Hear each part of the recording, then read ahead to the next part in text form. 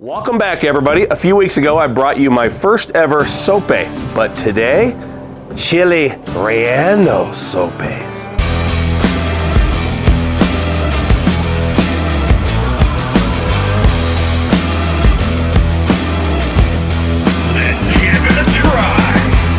And we're going to use a little cast iron red enchilada sauce, just like I use in those street tacos. Sopes made out of white corn masa. They need to be toasted. We need to use oil. I think we have extra virgin olive oil here today.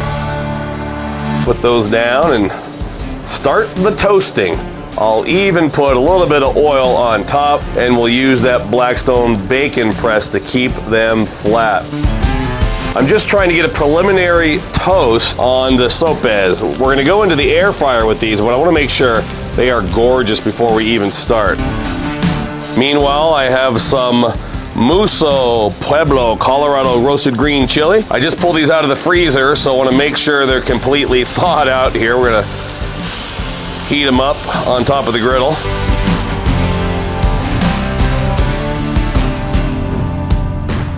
I have my air fryer combo on high. Since I have the air fryer, I'm gonna take advantage of that today. Grab those two sopes, which look gorgeous. I'm basically trying to make sure that they look perfect. That's what I wanted. I wanted to make sure we had really good toast on the outside of those. Over with my green chili. So essentially, we're gonna make a cheater's version of a Chile Relleno. We don't need to batter this or deep fry it. So we're gonna go down with our green chili inside our sopes, in our white corn sopes, and I'm gonna smother that with Monterey Jack and pepper jack. I had a little bit of both, so it's a mixture of Monterey Jack with pepper jack cheese. And I'll sprinkle that with Blackstone's Hatch chili cheddar. My apologies to everybody down in Pueblo. Blackstone doesn't make a Pueblo chili and cheddar seasoning yet. And into my air fryer basket, we're essentially gonna bake these things. My enchilada sauce is starting to heat up.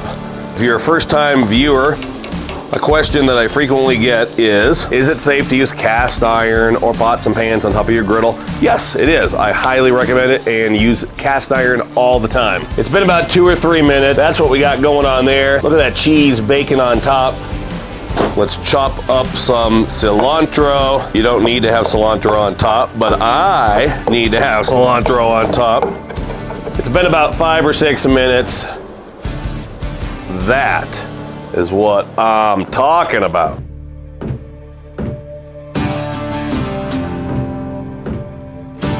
All right, let's spoon a little bit of that enchilada sauce on top. You know, when you get a Chile Relleno, usually there's a delicious red chili sauce on there. A Mexican crumbling cheese of your choice. A little bit of Mexican crumbling cheese, queso fresco, cotija, a little bit of cilantro as promised. And I was totally bummed out because apparently we're out of Cholula chili garlic. All I've got left is a little bit of Cholula, as in a little bit of the regular Cholula. Take a look at that. I'll be honest with you, it's ice cold out here today, so I'm trying my best.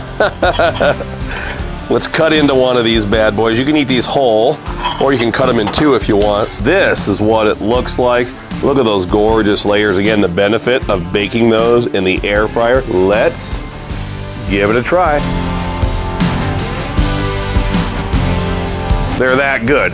If you closed your eyes and you're eating one of those, you wouldn't necessarily even know that you were eating a sope version of that, or a cheater's version. The white corn sope with the cheese on top, it almost mimics, it mirrors the flavor, the taste, the crunch that you get with an actual traditional deep fried Chile Relleno. They are off the charts. Make sure you check out all the shows on the Blackstone Network, because there are a lot of them. And make sure you're following us at blackstoneproducts.com, because that's your source for everything Blackstone. And until next time, this is Todd. I'm saying praise the Lord and pass these, the Chile Relleno Sopes.